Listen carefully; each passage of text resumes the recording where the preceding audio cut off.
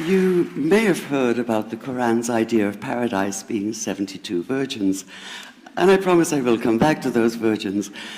But in fact, here in the Northwest, we're living very close to the real Quranic idea of paradise, defined 36 times as gardens watered by running streams. Since I live in a houseboat on the running stream of Lake Union, this makes perfect sense to me. But the thing is, how come it's news to most people? I know many well-intentioned non-Muslims who've begun reading the Quran but given up, disconcerted by its otherness. The historian Thomas Carlyle considered Muhammad one of the world's greatest heroes, yet even he called the Quran as toilsome reading as I ever undertook, a wearisome, confused jumble.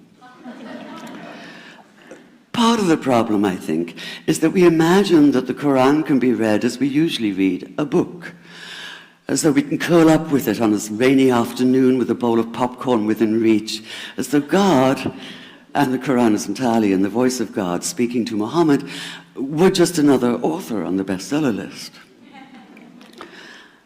Yet the fact that so few people do actually read the Quran is precisely why it's so easy to quote, that is, to misquote. Phrases and snippets taken out of context in what I call the highlighter version, which is the one favored by both Muslim fundamentalists and anti-Muslim Islamophobes. So this past spring, as I was gearing up to begin writing a biography of Muhammad, I realized I needed to read the Quran properly as I could, that is. My Arabic's reduced by now to wielding a dictionary, so I took 4 well-known translations and decided to read them side by side, verse by verse, along with a transliteration and the original 7th century Arabic.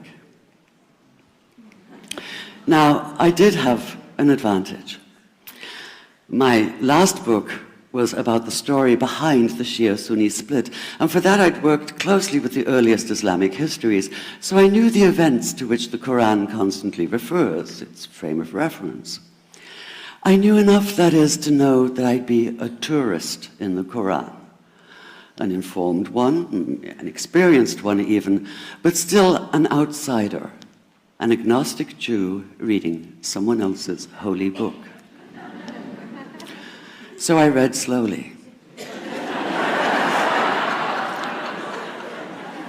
I'd set aside 3 weeks for this project, and that, I think, is what is meant by hubris, because it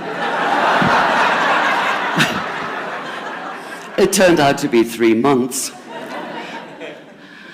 I did resist the temptation to skip to the back where the shorter and more clearly mystical chapters are, but every time I thought I was beginning to get a handle on the Quran, that feeling of, I get it now, it'd slip away overnight, and I'd come back in the morning wondering if I wasn't lost in a strange land.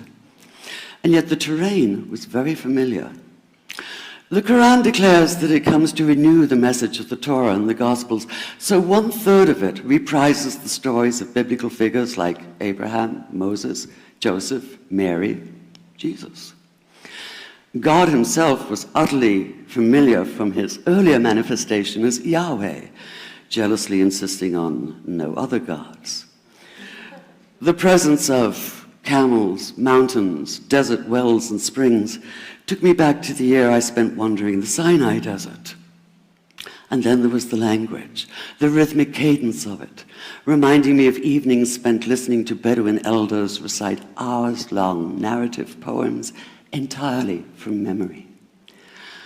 And I began to grasp why it's said that the Quran is really the Quran, only in Arabic. Take the Fatiha, the 7-verse opening chapter that is the Lord's Prayer and the Shema Israel of Islam combined. It's just 29 words in Arabic, but anywhere from 65 to 72 in translation. And yet the more you add, the more seems to go missing. The Arabic has an incantatory, almost hypnotic quality that begs to be heard rather than read, felt more than analyzed. It wants to be chanted out loud, to sound its music in the ear and on the tongue. So the Quran in English is a kind of shadow of itself, or as Arthur Arbery called his version, an interpretation. But all is not lost in translation. As the Quran promises, patience is rewarded, and there are many surprises. A degree of environmental awareness, for instance, and of humans as mere stewards of God's creation, unmatched in the Bible.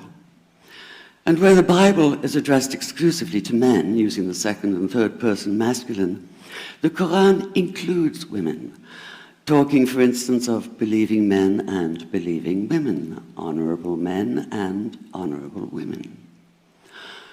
Or take the infamous verse about killing the unbelievers. Yes, it does say that, but in a very specific context. The anticipated conquest of the sanctuary city of Mecca, where fighting was usually forbidden. And the permission comes hedged about with qualifiers. Not you must kill unbelievers in Mecca, but you are allowed to, but only after a grace period is over. And only if there's no other pact in place. And only if they try to stop you getting to the Kaaba. And only if they attack you first. And even then, God is merciful, forgiveness is supreme, and so, essentially, better if you don't. This was perhaps the biggest surprise. How flexible the Quran is, at least in minds that are not fundamentally inflexible. Some of these verses are definite in meaning, it says, and others are ambiguous. The perverse at heart will seek out the ambiguities, trying to create discord by pinning down meanings of their own. Only God knows the true meaning. The phrase, God is subtle, appears again and again. And indeed, the whole of the Quran is far more subtle than most of us have been led to believe, as in, for instance, that little matter of virgins and paradise. Old-fashioned Orientalism comes into play here. The word used 4 times is huris, rendered as dark-eyed maidens with swelling breasts, or as fair, high-bosomed virgins. Yet all there is in the original Arabic is that one word, huris. Not a swelling breast or high bosom in sight. Now, this may be a way of saying pure beings, like in angels, or it may be like the Greek kos, or kore, an eternal youth. But the truth is, nobody really knows, and that's the point.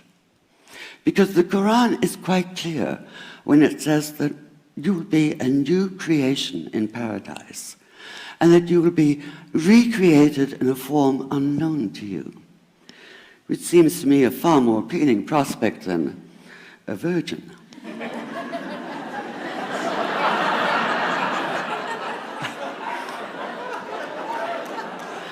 And that number 72 never appears.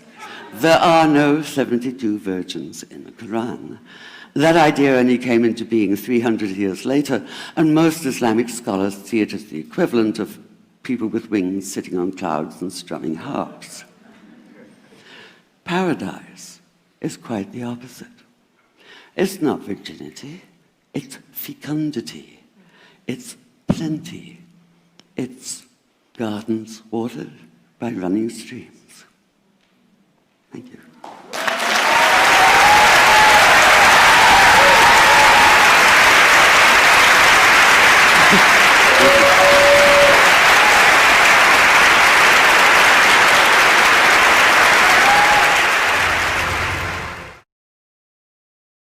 الله أكبر